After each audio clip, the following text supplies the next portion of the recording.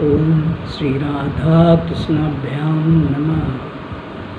राधिका कृष्णो वंदे आत्मा कलेवर रूपिणौ याभ्यां विना न वर्तन्ति जगताः माया विनिर्मितम्। प्यारे सज्जनों, आज मैं आप लोगों के सामने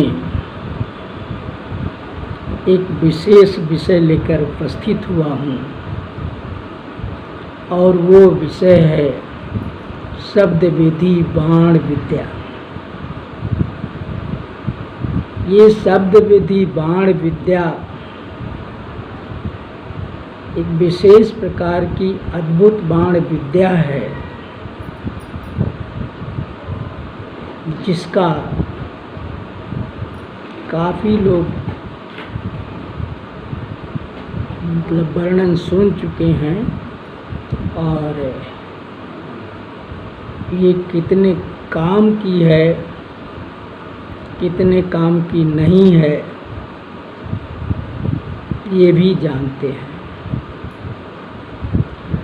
आज उसी बाण विद्या पर आप लोगों के समक्ष मैं चर्चा करूंगा। तो शब्द विधि बाण एक ऐसा बाण है जो चलाने वाला लक्ष्य को देखकर नहीं चलाता। जिस भी लक्ष्य को इस बाण से भेदना होता है उस लक्ष्य को देखने की ज़रूरत नहीं है और ना ही उस पर निशाना साधने की ज़रूरत है। शब्द विधि बाण शब्द सुनकर चलाया जाता है। जहाँ से कोई शब्द या ध्वनि उत्पन्न होती है उस ध्वनि को सुन करके ये बाण इसके मंत्र से अभिमंत्रित करके छोड़ दिया जाता है। वो किस दिशा में लक्ष्य है इसकी भी परवाह करने की ज़रूरत नहीं है। बाण अपने आप दिशा बदल लेता है। जब शब्दविधि बाण चल जाता है तो जहाँ से शब्द निकला हुआ रहता है उस स्थान पर ही जाकर सीधा लगता है। और बड़ी मज़े की बात है कि इसके जरिए वो धनुर्धर जो बाण चलाता है वो अपने लक्ष्य को बड़ी ही आसानी से प्राप्त कर लेता है। पर इस शब्दविधि बाण को चलाने के लिए कुछ असावधानियां बरतना बहुत ही अनिवार्य है।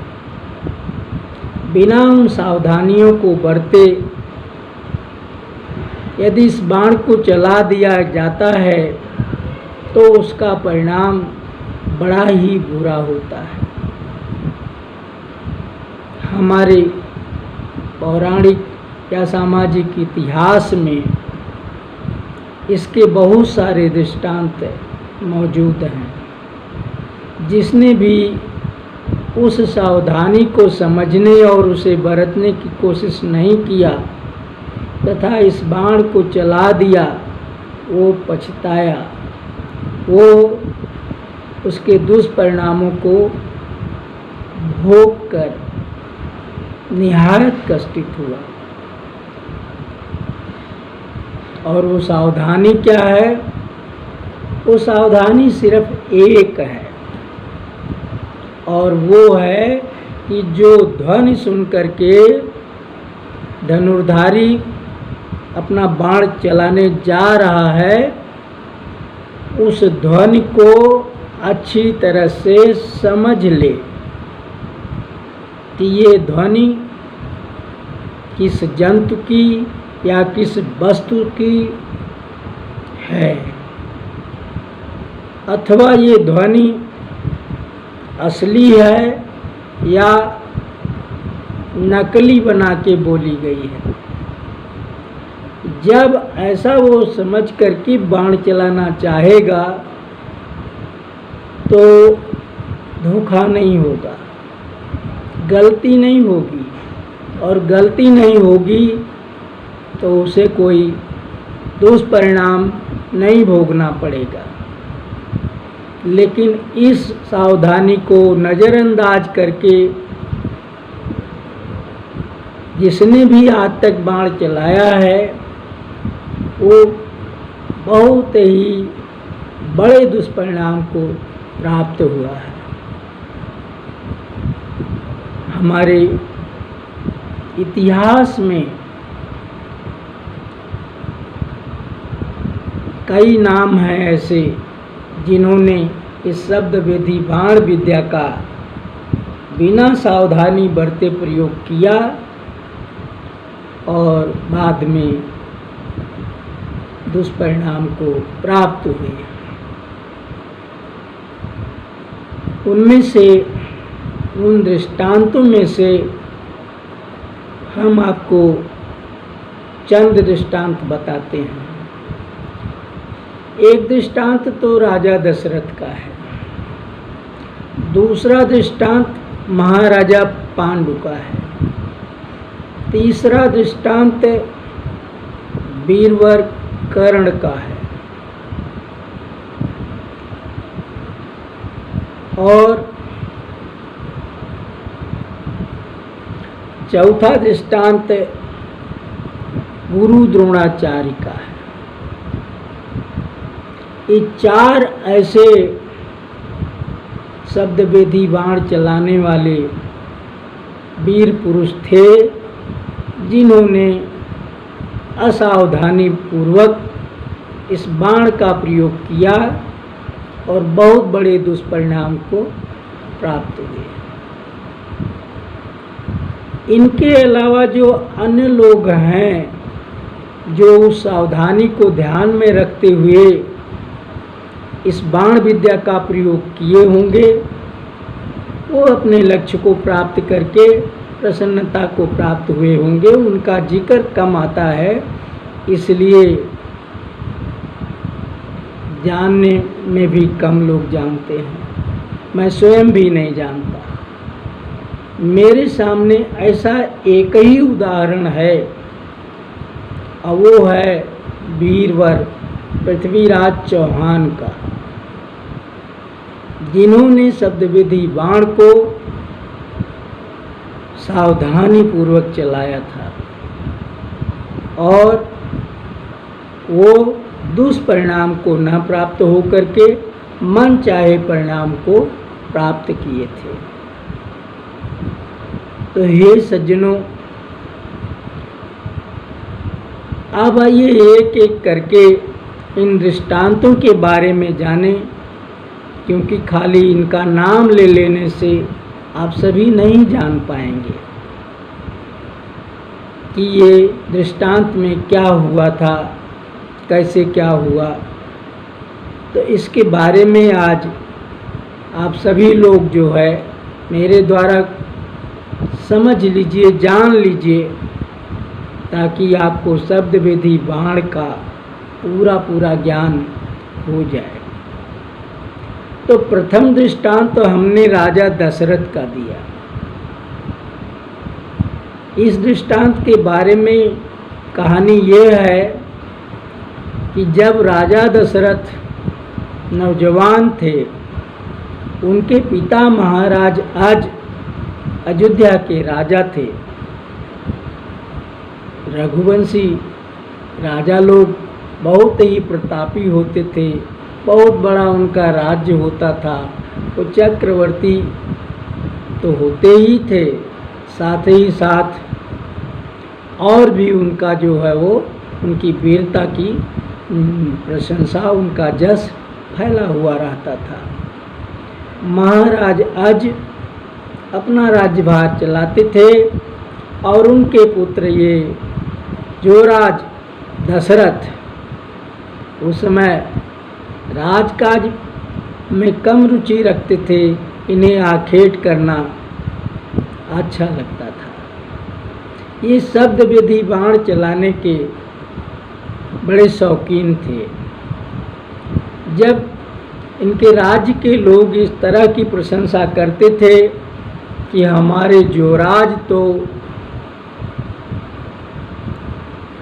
आवाज़ सुनकर के निशाना लगा देते हैं और एकदम सटीक निशाना लगाते हैं, तब ये बहुत प्रसन्न होते थे। अपनी प्रशंसा सुन करके बहुत प्रसन्न होते थे और सोचते थे कि और अधिक मैं ऐसा काम इस क्षेत्र में करूं और मेरी प्रशंसा हो। एक बार की बात है कि ये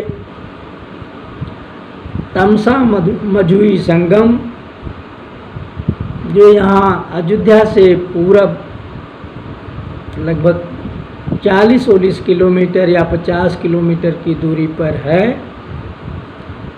वहाँ के जंगली इलाके में रात को टहल रहे थे धनुष बाण लेकर के, और ये इस फिराक में थे कि इस तमसा मझुई संगम जो नदी है, नदी का जल, उसमें जब कोई बाघ ओघ या जंगली जंतु पानी पीने आएगा तो उसकी आवाज़ सुन करके मैं शब्द विधि बाण चला दूंगा और उसका शिकार हो जाएगा।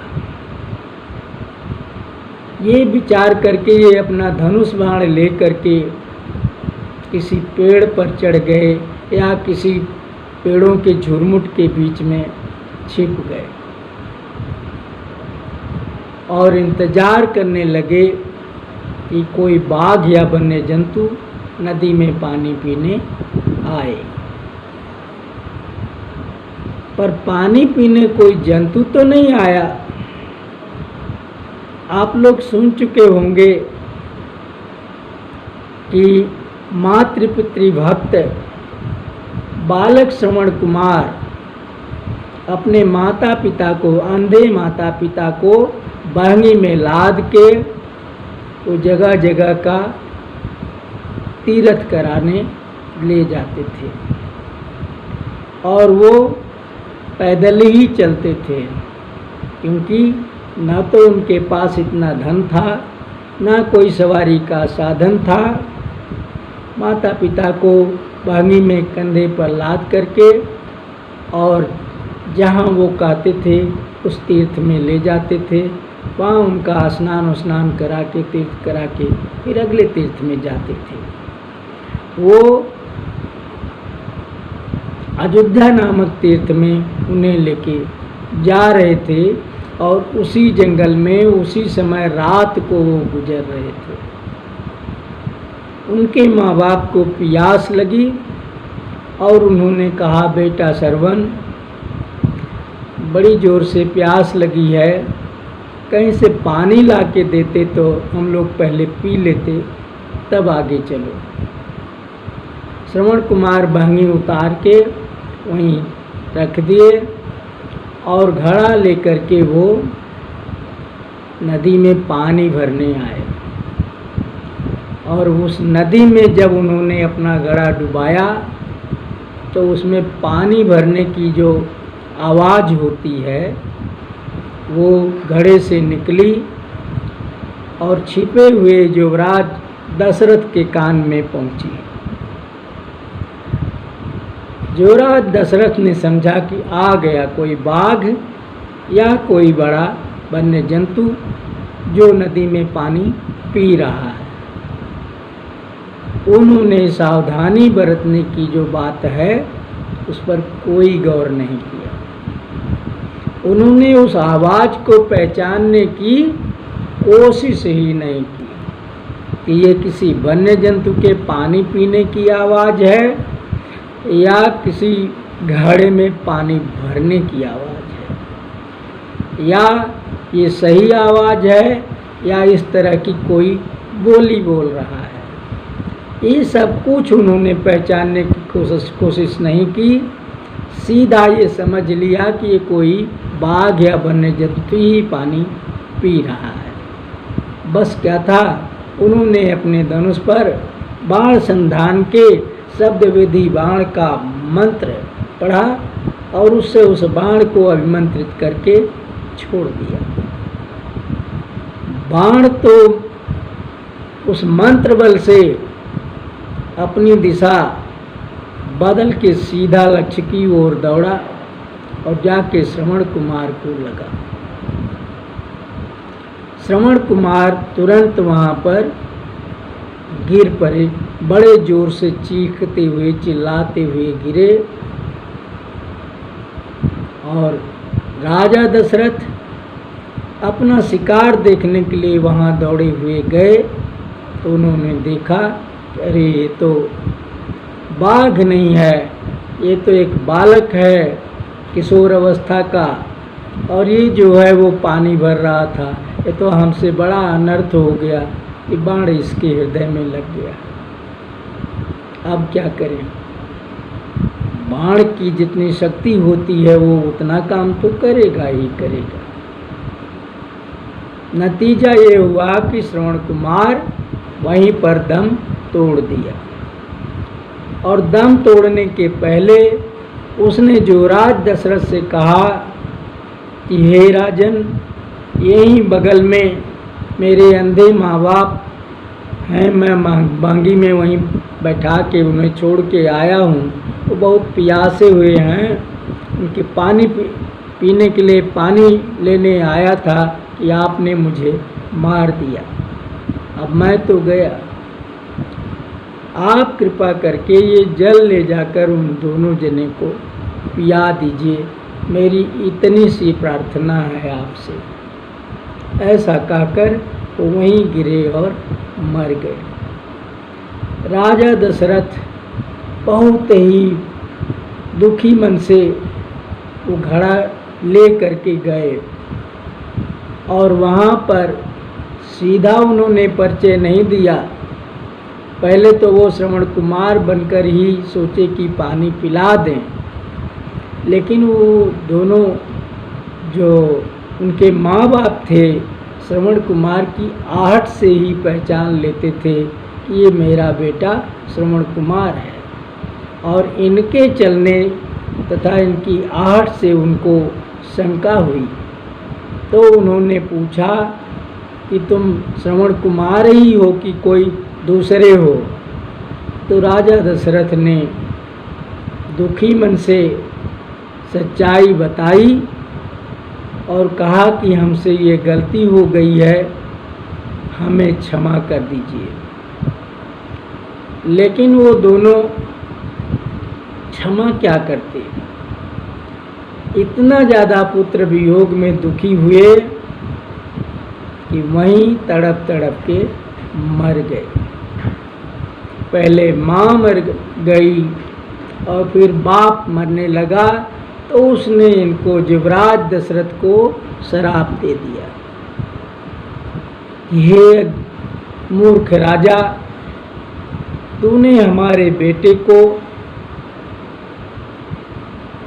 मार दिया और उस एक तीर से तूने 3 निशाना साध लिया है। अब हम दोनों भी समझो उसी बाण के आहत से मर जाएंगे। पत्नी तो मरी गई और मैं भी मर रहा हूँ, पर मेरा ये श्राप है कि तू भी हम दोनों की तरह ही पुत्र वियोग में तड़प तड़प के मरेगा। ऐसा कह के वो श्रवण कुमार का बाप भी मर गया और वहीं लुढ़क गया।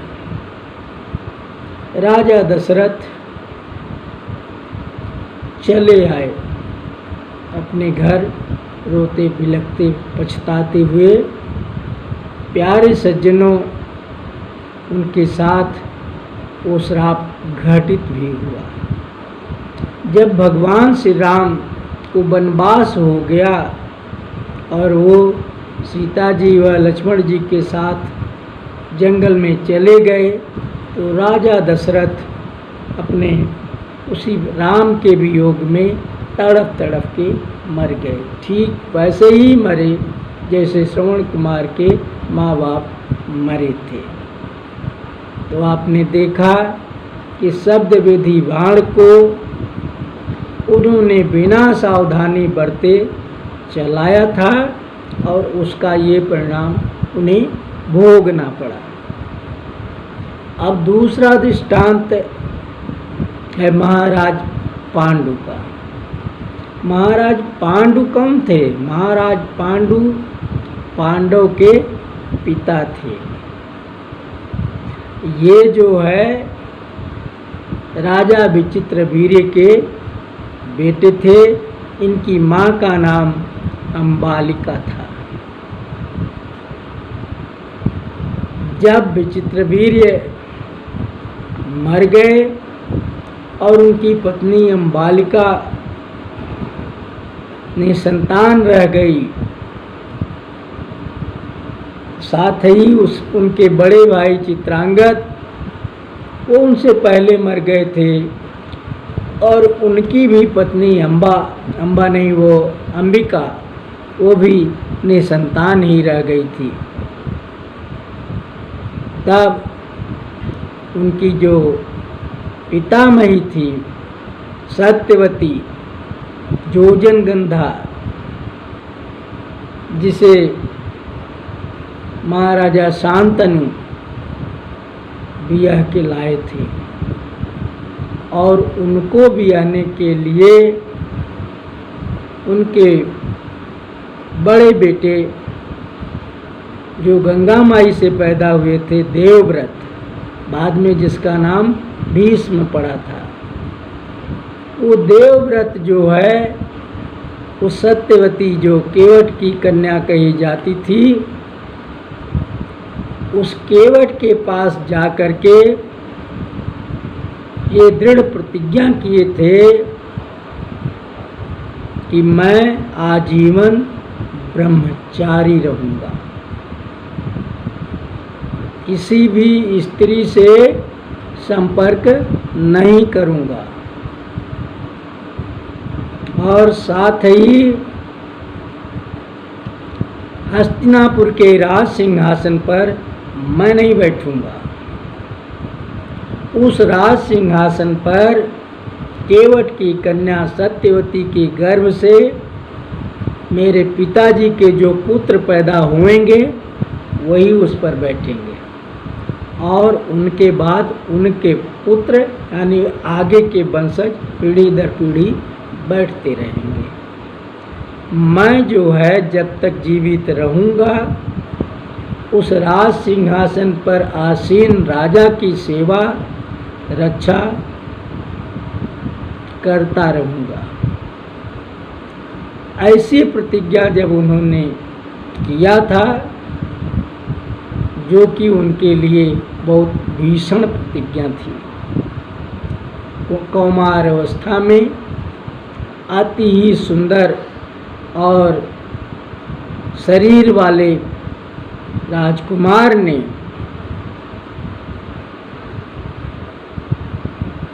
ब्रह्मचर्य का इतना कठिन व्रत लिया था, तभी इनका नाम भीष्म पड़ गया था, नहीं तो इनका नाम देवव्रत था। और ये जो है ऐसी प्रतिज्ञा करके केवट की शर्त को पूरी करके सत्यवती को अपने पिता के लिए ला के दिए, और बाद में ब्याह हुआ, और उनसे जो है वो दो बेटे चित्रांगद और विचित्रवीर्य पैदा हुए, जो वही गद्दी पर बारी बारी से बैठे। पर जैसा कि मैंने बताया कि वो दोनों ही मर गए और उनकी रानियों की कोख नहीं खुली थी। नतीजा ये आया कि हस्तिनापुर का वंश ही समाप्त होने के कगार पे आ गया। अब जो है आगे कोई पुत्र ही नहीं है तो बैठेगा कौन गद्दी पर। तब जो है वो उनकी सौतेली माँ जो सत्यवती थी पहले तो वो खुश हुई थी कि भीष्म ने मेरी वजह से, मेरी इच्छा को पूरा करने की वजह से ब्रह्मचर्य व्रत का जो है वो प्रण लिया है। लेकिन बाद में अब वो उन्हीं से कहने लगे कि बेटा, वंश को आगे बढ़ाने के लिए तुम जो है वो इन मेरी बहुओं के साथ संभोग करो, पुत्र पैदा करो, ये मेरी आज्ञा है। तो भीष्म पितामह ने कहा, माता ये आप क्या कह रही हैं, ये मैं कैसे कर सकता हूँ, मैं तो बाल ब्रह्मचारी और अखंड ब्रह्मचर्य पालन करने का व्रत लिए हूँ, तो मैं ये नहीं कर सकता।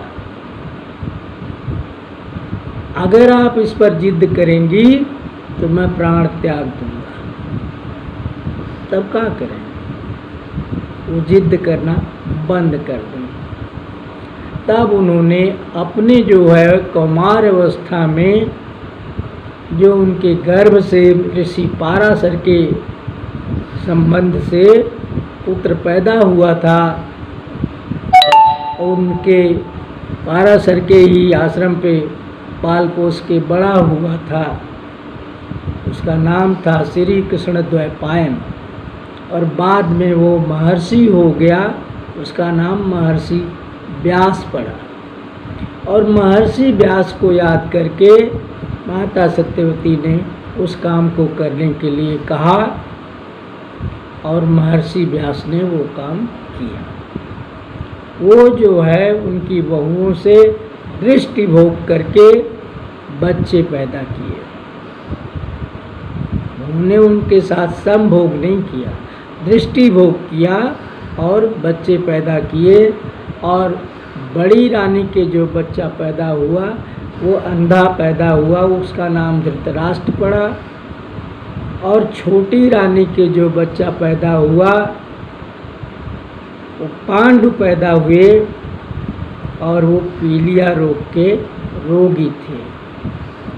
और फिर एक चेरी से भी उन्होंने बच्चा पैदा किया जो भक्तवर विदुर हुए।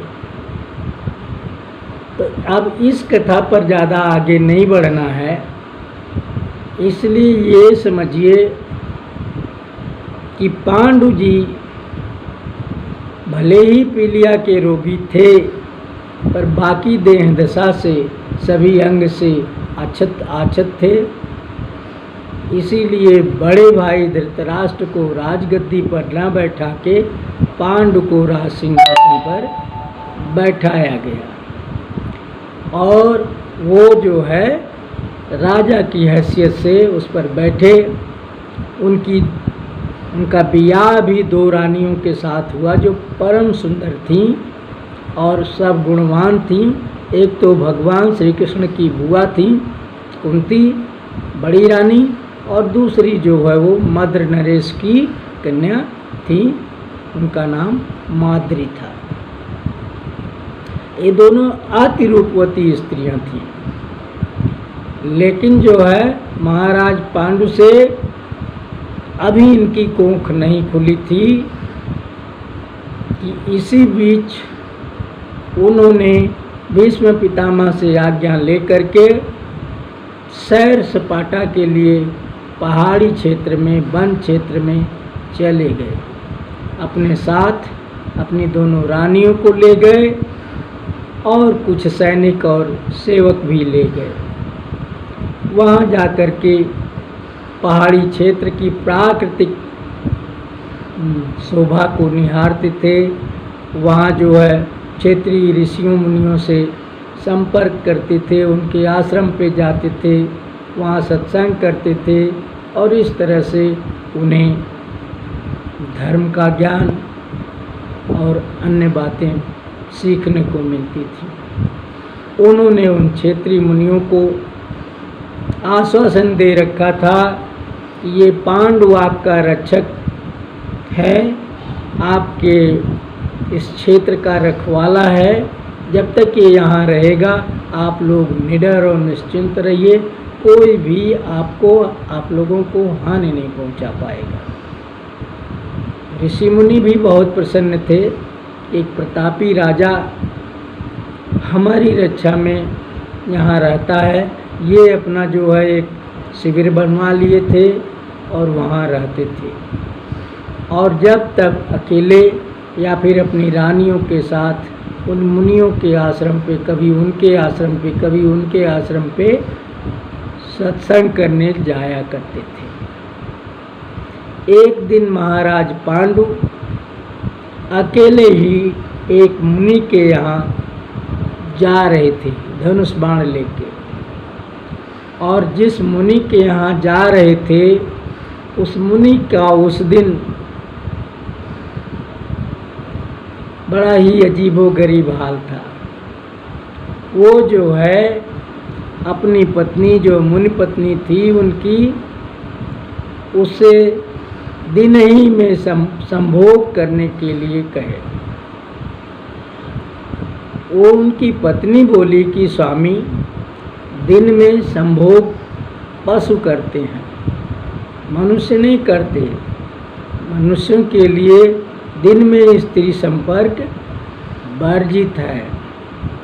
तो इतना ज़्यादा जो है वो कामुक थे कि उन्होंने कहा कि ठीक है प्रिय, ऐसा करते हैं कि तुम हिरणी बन जाओ और मैं हिरण बन जाऊं, और इस तरह से पशु बन के हम दोनों संभोग कर लेते हैं और फिर बाद में अपना असली रूप ले लेंगे।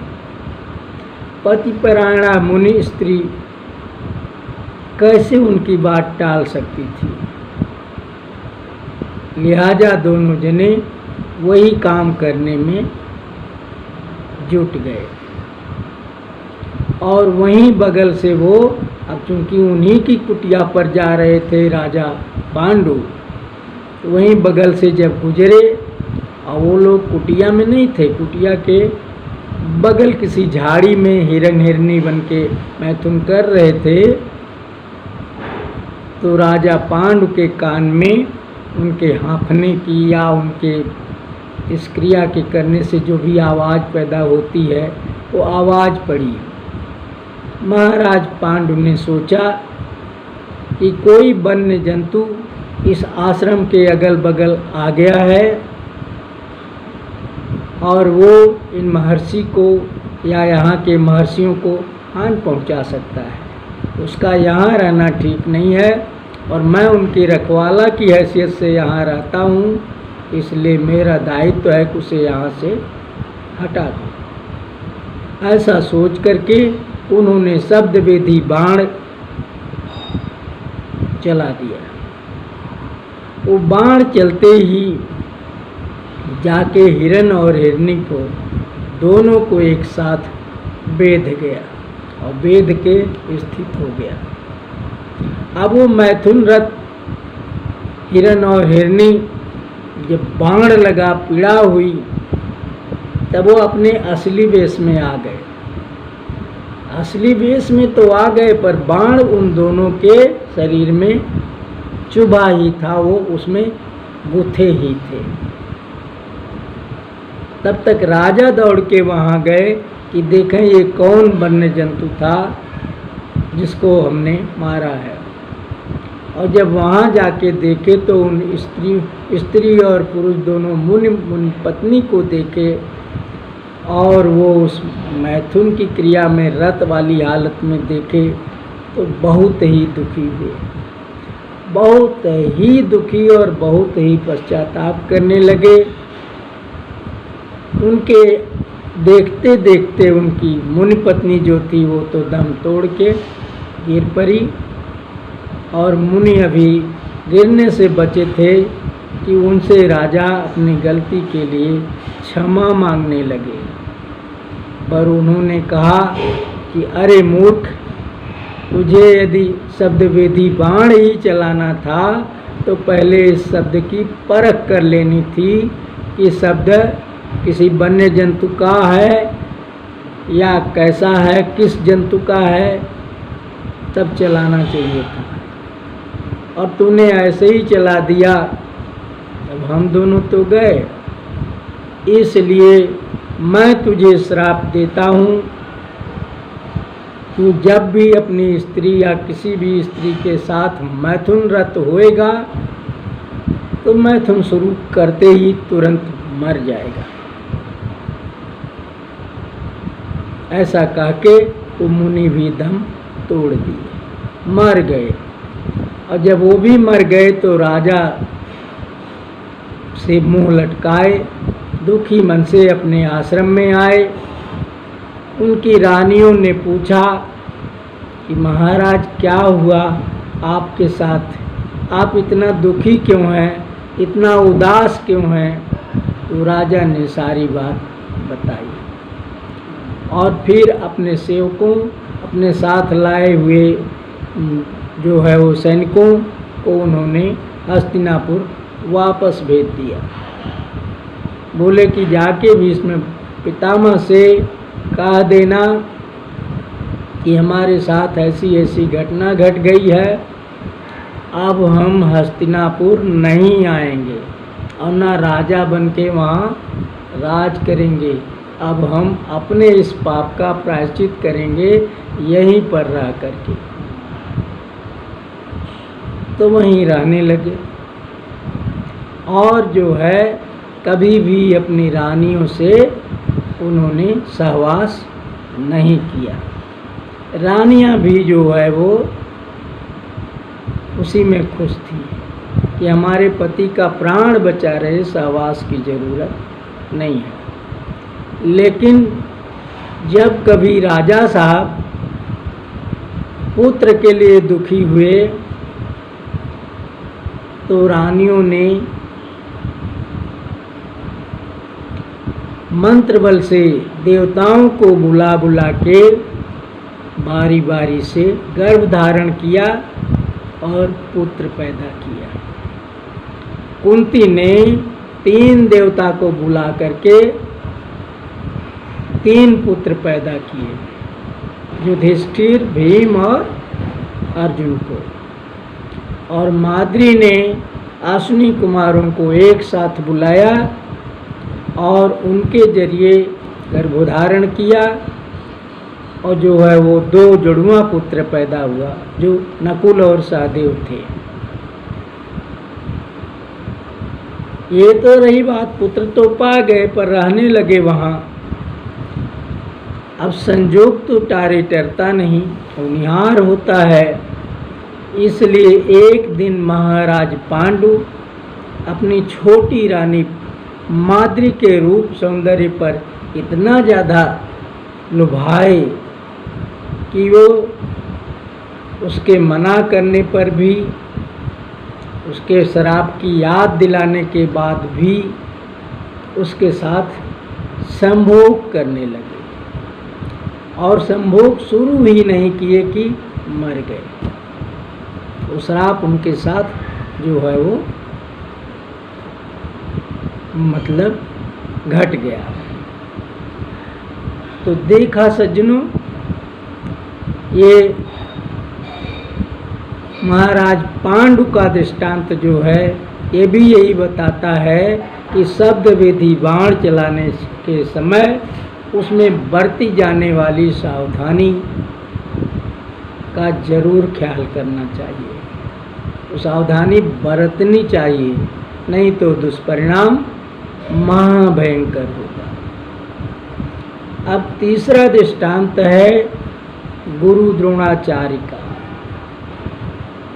सभी जानते हैं कि गुरु द्रोणाचार्य धनुर्विद्या में बहुत ही आगे थे और अर्जुन को तो इतना नाज था, जबकि अर्जुन सर्वश्रेष्ठ धनुर्धर थे मौके पर, इतना नाज था कि वो सबसे अपना परिचय अगर देते थे तो कहते थे मैं द्रोण शिष्य अर्जुन हूँ। वो गुरु द्रोणाचार्य भी इस गलती को किए थे। वो भरद्वाज मुनि के बेटे थे, जाति से ब्राह्मण थे और परशुराम जी से उन्होंने धनुर्विद्या सीखी थी, इसलिए उनके शिष्य थे। शुरू में ये ब्राह्मणोचित कर्म करते थे, तपस्या करते थे, पूजा आराधना करते थे, भगवान की भक्ति भी करते थे। एक बार जो है जंगल में, जहाँ ये और इनके साथी ऋषि मुनि कुटिया छा के ये उपासना का काम कर रहे थे, साधना का काम कर रहे थे, वहाँ पर एक घटना घटी। और वो घटना थी कि उन मुनि पुत्रों में, मुनि के लड़कों में एक उद्दालक मुनि का लड़का था जो सिंह की बोली बोलना जानता था।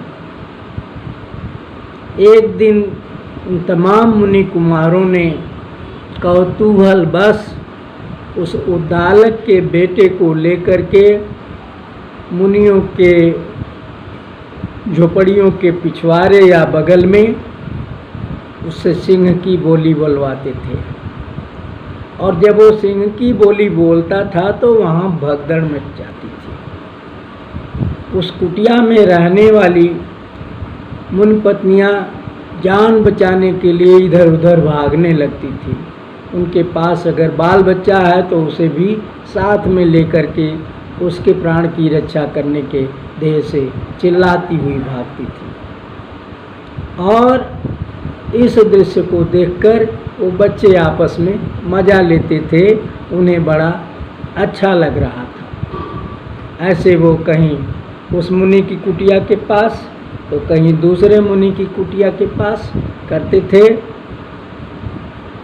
ऐसा करते करते वो गुरु द्रोणाचार्य की कुटिया के पास भी जाके किए। उनकी कुटिया के बगल में खड़ा होकर के उद्दालक मुनि का वो बेटा बाघ की बोली बोला। और उस समय द्रोणाचार्य अपनी कुटिया के अंदर ही थे। उन्होंने उसे जब सुना तो उसे बाघ की बोली समझ करके बिना कुछ उस पर विचार किए ही अंदर से ही, कुटिया के अंदर से ही शब्द विधि बाण मार दिया। और शब्द विधि बाण जब कुटिया भेद करके बाहर जाके उस बच्चे को लगा, उसके मुंह में लगा पूरा, जहाँ से आवाज़ निकली थी, और वहीं जो है वो मर के ढेर हो गया। बाकी बच्चे सब हल्ला मचाने लगे, शोरगुल करने लगे। तब अगल बगल की कुटिया में से मुनियों और उनकी पत्नियों का वहाँ जमावड़ा इकट्ठा हो गया। द्रोणाचार्य भी अपनी कुटिया से बाहर निकल के दौड़ के वहाँ देखे तो हक्का बक्का रह गए। वो सोचे कि ये तो बड़ी गलती हुई है, तो मैंने बाघ समझ के इसको मार दिया, और ये तो जो है देखिए उद्दालक मुनि का लड़का है, अब क्या करें, कैसे करें। अपनी सफाई देने लगे कि हमसे अनजाने में गलती हुई। लेकिन उद्दालक मुनि पुत्र वियोग में वहीं मर गए। कैसे मर गए? जैसे श्रवण कुमार के माता पिता भी पुत्र वियोग में मरे थे, उन्होंने भी प्राण त्याग दिया। और प्राण त्यागने के पहले द्रोणाचार्य को श्राप दे दिया कि द्रोण, जैसे हम पुत्र वियोग में प्राण त्याग रहे हैं, वैसे ही तुम भी पुत्र वियोग में प्राण त्यागोगे। और हुआ भी वही। हे सज्जनों, महाभारत की लड़ाई में द्रोणाचार्य का लड़का अश्वत्थामा, जबकि वह चिरंजीवी था, उसे मृत्यु हो ही नहीं सकती थी, स्पर्श नहीं कर सकती थी उसकी, और बहुत ही बड़ा धनुर्धर भी था, बलवान था।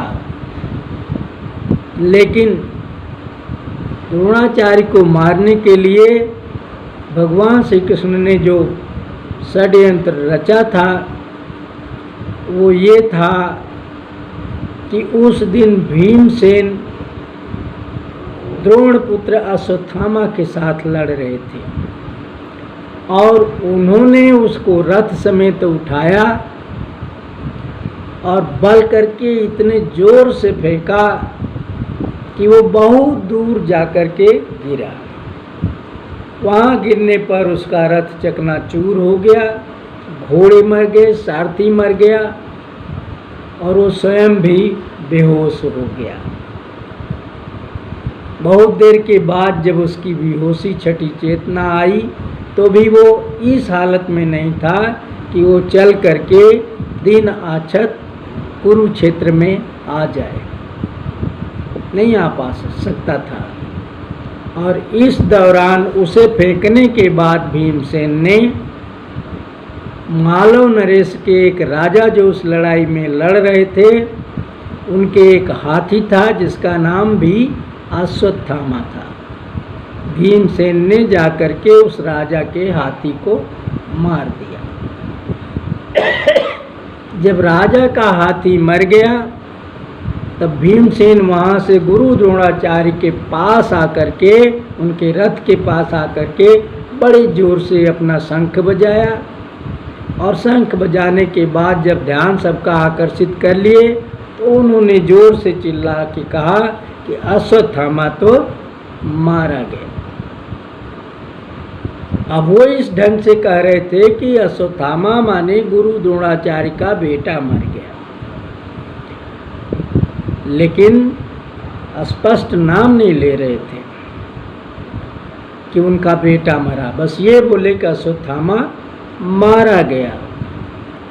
और गुरु द्रोणाचार्य ऐसा सुन के चौंके तो जरूर, पर वो जानते थे कि हमारा बेटा तो बहुत बलवान है, बड़ा पराक्रमी है, उसे कैसे कोई मार सकता है।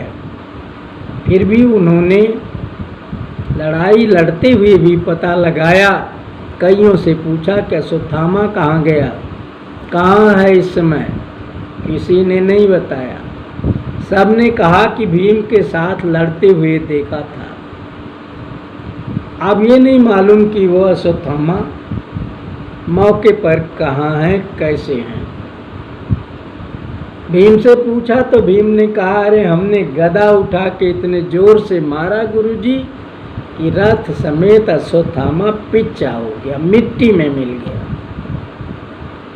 उनकी बात पर विश्वास नहीं होता था। फिर गुरु द्रोणाचार्य ने अर्जुन से पूछा, वो बोले हम अपनी आँख से देखे हैं कि भीम ने अश्वत्थामा को मार दिया। भगवान कृष्ण भी उस हाँ में हाँ मिलाए, पर गुरु द्रोणाचार्य इन सब को झूठा मानते हुए बात ला करके धर्मराज युधिष्ठिर के माथे पर टिका दी कि युधिष्ठिर अगर कह देगा कि मेरा बेटा अश्वत्थामा मारा गया तो मैं मान लूँगा। और वो ये प्रण कर चुके थे कि जिस दिन हमारा बेटा मर जाएगा उस दिन हम शरीर त्याग देंगे। ऐसा जो है वो प्रण करके किए थे। भगवान श्री कृष्ण उसी प्रण का लाभ उठाते हुए ये षड्यंत्र रचे थे कि ऐसा करो कि गुरु को विश्वास हो जाए कि उनका बेटा मारा गया तो अपने प्राण त्याग देंगे। और धर्मराज युधिष्ठिर से जब पूछा गया तो पहले तो वो नहीं बताना चाहते थे, ऐसा झूठ नहीं बोलना चाहते थे, पर जो है उनको जो है वो दो अर्थी बात कहवाई गई उनसे कि आप कहिए कि अश्वत्थामा मरो नरो वा कुंजरो, यानी अश्वत्थामा तो गुरुजी मारा गया, पर पता नहीं इस पुरुष मारा गया, मनुष्य मारा गया कि हाथी मारा गया। वो हाथी तो मारा ही गया है। तो आप झूठ भी नहीं बोले और आप सत्य भी नहीं बोले, दोनों बात है। इस तरह से आप अपने मार्ग से द्रोणाचार्य को हटा सकते हैं, तभी महाभारत जीत सकते हैं। तो ये जो है बात उन्होंने कही। जब पूछे युधिष्ठिर बताओ मेरा बेटा अश्वत्थामा वास्तव में मारा गया, तो उन्होंने कहा कि हाँ गुरुजी, अश्वत्थामा मरो नरो वा कुंजरो, और ये दो वाक्य जो उन्होंने कहा, इसमें पहला वाक्य तो द्रोणाचार्य जी को पूरा सुनने का मौका दिया गया, वो सुने, अश्वत्थामा मरो। लेकिन बाद में जो आधा वो कहे कि नरो वा कुंजरो, वो कह ही रहे थे कि भगवान कृष्ण ने द्रोणाचार्य के कान के पास अपनी शंख बड़े जोर से बजा दिया, जिससे वो अधवा सुन ही नहीं पाए। और फिर ये मान लिए कि अब तय हो गया कि हमारा बेटा मारा गया।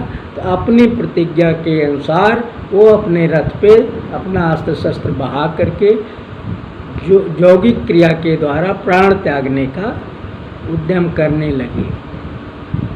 पर उनके मारने के लिए तो द्रौपदी का भाई धृष्टद्युम्न पैदा हुआ था, उसके हाथ में उनकी मृत्यु थी। वो अपने रथ पर बैठ के तमाशा देख रहा था, और जब ये ध्यान लगाए और अपने प्राण वायु को जो है धीरे धीरे मस्तिष्क में ब्रह्मरंध्र में खींचना शुरू किए कि वहाँ से फोड़ के ये निकल जाएगी, इसी बीच वो अपने रथ से कूद के इनके रथ पे आया और अपनी तलवार से इनका गर्दन काट दिया। तो इस तरह से गुरु द्रोणाचार्य की भी मृत्यु हो गई। पर ये चूक जो शब्द वेदी बाण चलाते समय होती है, वो इन्होंने किया था। इन्होंने भी उस सावधानी को बरतने की कोशिश ही नहीं किया। अगर थोड़ा सा भी सोचे होते क्या सचमुच ये बाघ बोल रहा है, उसकी सही बोली है, या किसी ने बनावटी बोली बना करके बोला है, तो शायद वो जान जाते कि बच्चों का खेल है और बाण न चलाते। बाण न चलाते तो ये अनर्थ भी न होता, पर हो गया। तो देखा आपने तीसरा दृष्टांत किस तरह का हुआ।